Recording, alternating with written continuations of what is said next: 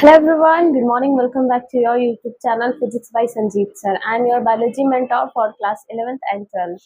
Class 12th में chapter start है ecosystem. ठीक है, आज का जो टॉपिक है वो हम लोग पढ़ेंगे प्रोडक्टिविटी. अब हम लोग ये बताओ प्रोडक्टिविटी और प्रोडक्शन में क्या डिफरेंस है.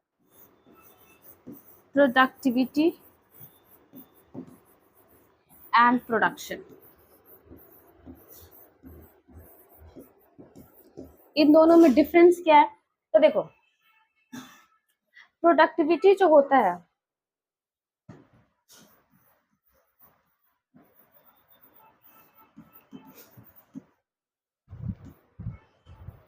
तो प्रोडक्टिविटी जो होता है वो अमाउंट ऑफ बायोमास होता है. ठीक है, अमाउंट ऑफ बायोमास.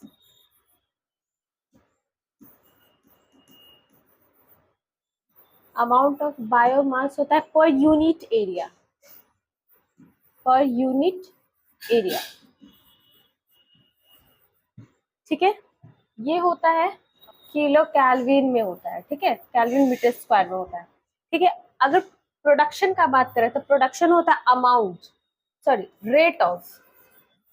देखो, प्रोडक्टिविटी तो होता है अमाउंट ऑफ ए बायोमास पर यूनिट एरिया.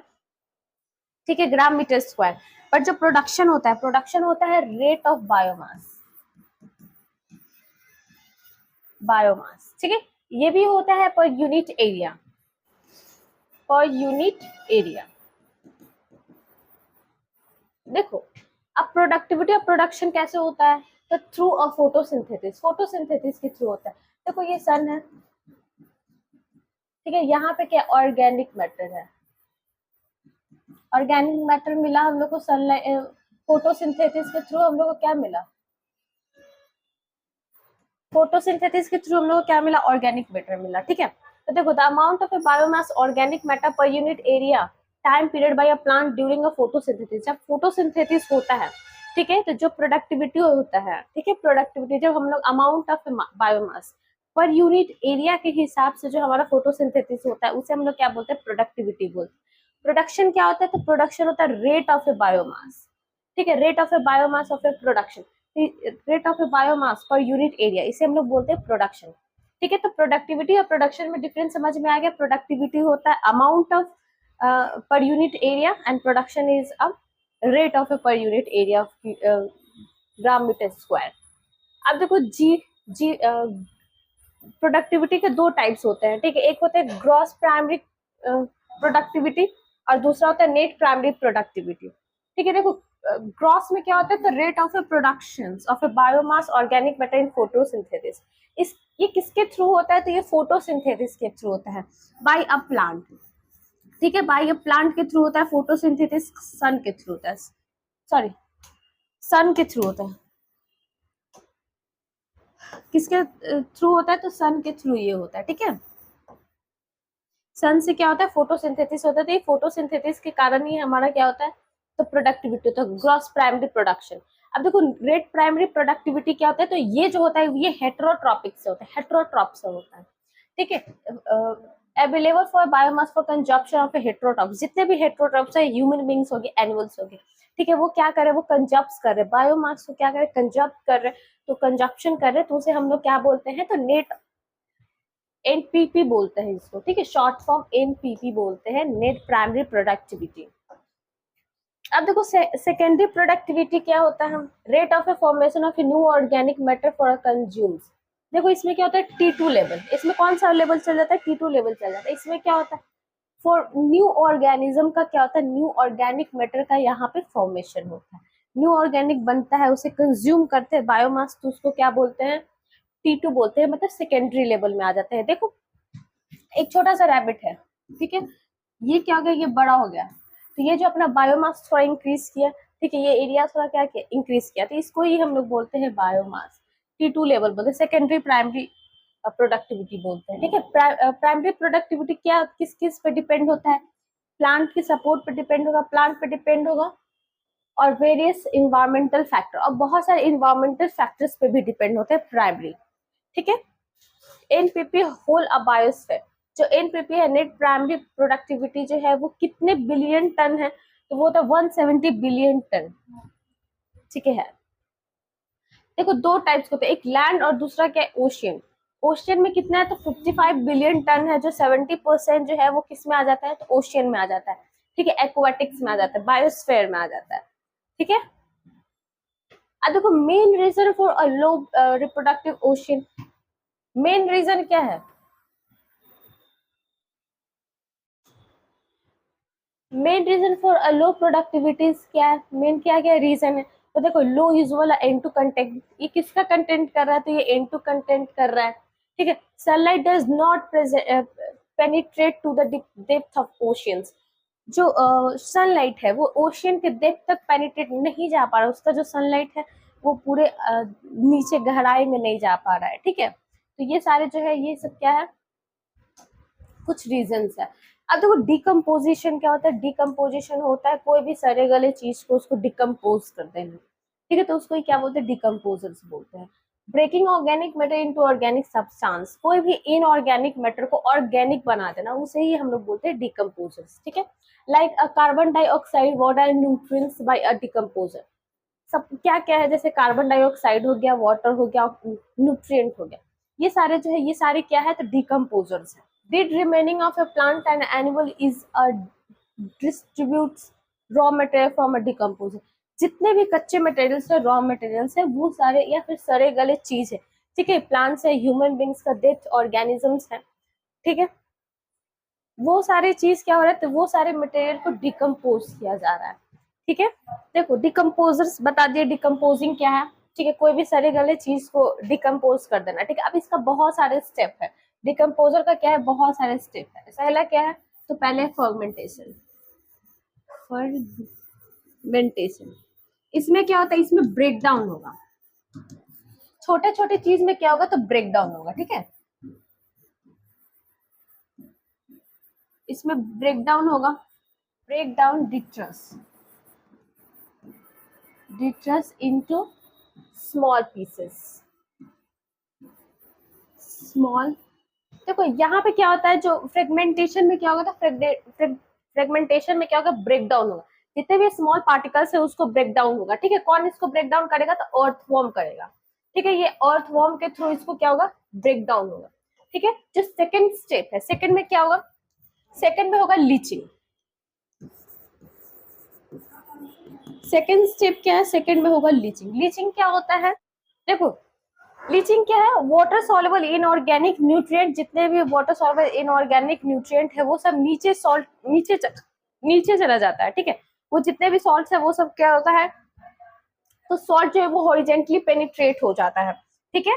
अब जो सेकंड स्टेप है हमारा, जो थर्ड है, कैटाबॉलिज्म में क्या होता है, तो रिएक्शन होता है, तो बैक्टीरिया और फंगीज का, ठीक है, यहाँ पे क्या होगा, बैक्टीरिया एंड फंगीज का क्या होगा, तो रिएक्शन होगा, ठीक है। अब देखो स्टेप बाय स्टेप हम लोग नेक्स्ट टॉपिक में पढ़ेंगे।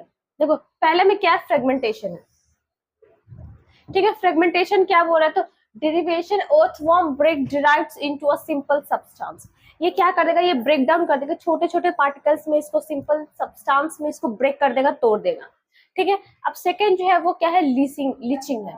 अ water soluble minerals got a penetrate as a naval salt, ये क्या करता है, यहाँ पे जो वाटर सॉल्युबल है, मिनरल्स में जो वाटर सॉल्युबल है वो क्या हो जाता है, तो पेनिट्रेट हो जाता है एक अनेबल सॉल्ट में, ठीक है। उसके बाद क्या होता है, तो कैटाबॉलिक होता है, कैटाबॉलिज्म क्या है, तो इसमें होता है बैक्टीरिया और फंगी का bacteria and fungal enzymes degrade into a simple inorganic substance, इसका जो एंजाइम्स है, ठीक है, बैक्टीरिया और फंगी का जो एंजाइम्स है वो क्या कर देता है, एक सिंपल इनऑर्गेनिक सब्सटेंस बना देता है, ठीक है। देखो ये क्या है, ये साइकिल है, ये डाइट्रस है, डाइट्रस क्या हुआ, छोटे अमाउंट में ब्रेक डाउन हो, उसके बाद देखो यहाँ पे क्या हो रहा है, तो रिएक्शन हो रहा है, एंजाइम्स बन रहे हैं, उसके बाद क्या होगा, यूनिफिकेशन होगा।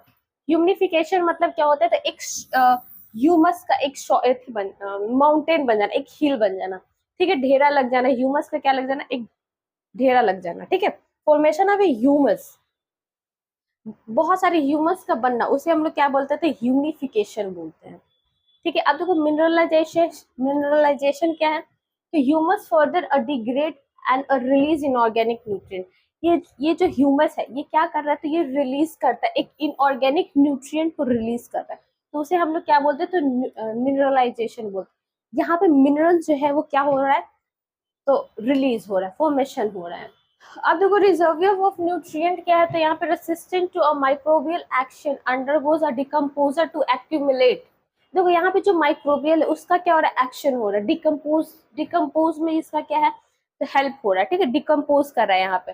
डार्क ऑफ एमोफस कोलाइडल, ठीक है, क्या क्या निकला, तो डार्किश होगा, एमोफोसिस कोलाइडल होगा, ठीक है। डिकम्पोजिशन रेट फास्ट, कुछ डिकम्पोजिशन रेट फास्ट होगा, जैसे नाइट्रोजन कंपाउंड इन अमोर, नाइट्रोजन कंपाउंड का ज्यादा हो जाएगा, ठीक है। शुगर कंटेंट, शुगर भी ज्यादा हो जाएगा इसमें, मॉइस्चर भी ज्यादा हो जाएगा और टेम्परेचर भी हाई हो जाएगा, ठीक है। तो क्या क्या हो जाएगा इसमें, डिकम्पोजिशन, जब फास्ट डिकम्पोजिशन करना रहता है तो क्या क्या प्रोसेस है, तो पहले तो इसमें जो नाइट्रोजन है, नाइट्रोजन क्या हो जाएगा, नाइट्रोजन का कंपाउंड जो है वो ज्यादा हो जाएगा, ठीक है। फिर उसके बाद शुगर का लेवल बढ़ जाएगा, कंटेंट, शुगर का कंटेंट क्या हो जाएगा, बढ़ जाएगा। उसके बाद मॉइस्चर हो जाएगा, मॉइस्चर भी ज्यादा अमाउंट में बढ़ जाएगा, टेम्परेचर भी इंक्रीज कर जाएगा। अब देखो डिकम्पोजिशन क्या होता है, तो rate of slow if chitin is more and lignin is more. देखो ये क्या होता है, तो डिकम्पोजिशन रेट ऑफ, इसमें क्या होता है, तो स्लो हो जाता है, जो डिकम्पोजिशन है वो धीरे हो जाएगा, और जो काइटिन है और लिग्निन है ये क्या हो जाएगा, तो इसका इंक्रीजमेंट करने लगेगा, मतलब बढ़ने लगेगा मोर अमाउंट में। अब देखो एनर्जी फ्लो क्या है, तो एनर्जी फ्लो क्या है, एक्सेप्ट ऑफ ए डी से हाई, तो hydrothermal ecosystem sun is the only source of energy. देखो सन जो है एक ओनली सोर्स ऑफ एनर्जी है, ठीक है। यूनिडायरेक्शनल इन नेचर, ये कैसा है, तो यूनिडायरेक्शनल इन नेचर है। Grazing of A food chain start from autotrophs. देखो जो ये जो फूड चेन स्टार्ट होता है, कब से स्टार्ट होता है, तो ऑटोट्रॉप से स्टार्ट होता है, ठीक है। सन से फूड बनाता है ऑटोट्रॉप्स, यानी ऑटोट्रॉप्स प्रोड्यूसर है यानी प्लांट, ठीक है। 2% जो सन का जो लाइट आता है 50% से भी कम, ठीक है, लेस देन 50% पार जो सनलाइट आता है, तो उसका 2% जो है वो कौन लेता है, तो प्लांट्स, 2% प्लांट गेन करता है, ठीक है। ये 2% से ये क्या बनाता है, खाना बनाता है, ठीक है। तो ये कौन सा हो गया लेवल, तो ये है trophic level, trophic level first. इसमें क्या होता है, तो जो जितने भी ऑटोट्रॉप्स है वो खाना बना रहे हैं, ठीक है। इसका प्रोड्यूसर क्या है, ऑटोट्रॉप्स प्रोड्यूसर, ये किसके थ्रू से खाना बना रहे हैं, किसके प्रेजेंस से खाना बना रहे हैं, तो वो सनलाइट के थ्रू से बना रहे हैं, ठीक है, सनलाइट के प्रेजेंस से। अब उसके बाद आता है हर्बीवोरस जो प्राइमरी कंजप्शन है, ठीक है, जैसे ट्रॉपिकल लेवल 2, ट्रॉपिकल लेवल 2 में आ गया, ठीक है। ये प्राइमरी कंजप्शन है। उसके बाद सेकेंडरी ये कंजप्शन में कौन आ गया, तो ट्रॉपिक लेवल 3 आ गया, ठीक है। फिर उसके बाद जो टॉप कार्निवोरस है वो कौन है, टेरेस्ट्रियल कंजप्शन, ठीक है। ये प्राइमरी कार्निवोरस है और ये टॉप कार्निवोरस है, ठीक है। ये कौन सा लेवल आ गया, तो ये लेवल आ गया 4 लेवल आ गया, ठीक है। अब देखो less than 50% is a PAR in plant, 50% से भी कम जो है सनलाइट प्लांट गेन करता है, यानी 2% करता है। Only 2 and 10% of PAR is capture of autotrophs. Autotrophs जितने भी हैं वो 2 से 5, मतलब ऑलमोस्ट 2 या 10% जो है वो क्या करते हैं, गेन करते हैं, ठीक है, कैप्चर करता है sunlight. Detritus food chain begin with a dead organic matter, जितने भी फूड चैन स्टार्ट होता है, बिगिनिंग होता है वो डेड ऑर्गेनिक मैटर से होता है, ठीक है। Earthworm break down those organic matters, earthworm जो है वो क्या करता है, जितने भी ऑर्गेनिक मैटर उसको ब्रेक डाउन करने में हेल्प करता है, ठीक है। Fungi and bacteria decompose and meet their energy and nutrient need by a degrading detritus. जितने भी डेट्रस है, ठीक है, तो फंगीज और बैक्टीरिया जो है वो क्या करता है, वो डिकम्पोजर में हेल्प करता है। डिट्रस यानी सड़े गले चीज यहाँ पे आ जा रहा है, ठीक है। तो वो क्या करता है, वो एनर्जी एंड न्यूट्रिएंट वहां पे प्रोवाइड करता है, फिर उसको डिकम्पोज करने में हेल्प करता है।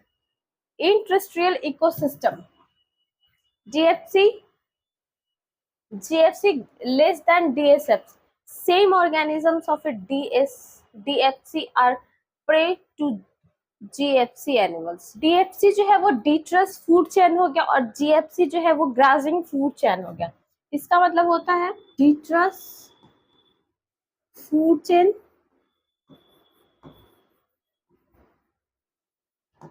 और इसका मतलब होता है ग्राजिंग फूड चेन, ग्रासिंग ना, ग्रासिंग फूड। देखो ग्रासिंग फूड चैन से छोटा क्या होता है, तो डीएफसी होता है, डिट्रस फूड चैन, ठीक है।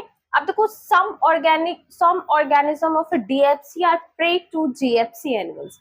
देखो कुछ ऐसे हैं डिट्रस फूड चेन जो वो क्या बन जाते हैं, तो वो प्रे बन जाते हैं, जीएफसी मतलब ग्रासिंग फूड चेन बन जाते हैं। जो भी ग्रासिंग यानी हो गया यहाँ पे जो घास, जो ऑर्गेनिज्म जो यहाँ पे घास को क्या कर रहे थे, प्रोडक्शन कर रहे, ठीक है, घास को घास को यहाँ पे ईट कर रहे, ठीक है, ग्रास ईटिंग एनिमल, ठीक है। तो वो क्या बन जाते हैं, तो शिकार बन जाते हैं डीएफसी का, सॉरी डीएफसी शिकार बन जाते हैं जीएफसी के, ठीक है।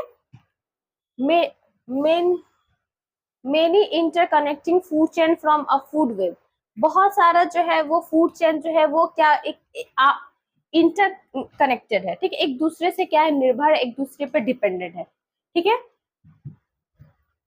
तो उसे हम लोग क्या बोलते हैं, तो फूड वेब बोलते हैं। इन एक्वेटिक सिस्टम, ये क्या है, ये एक्वेटिक सिस्टम है। स्टैंडिंग क्रॉप्स क्या हो गया, a mass of a living organisms at any trophic level at a given time.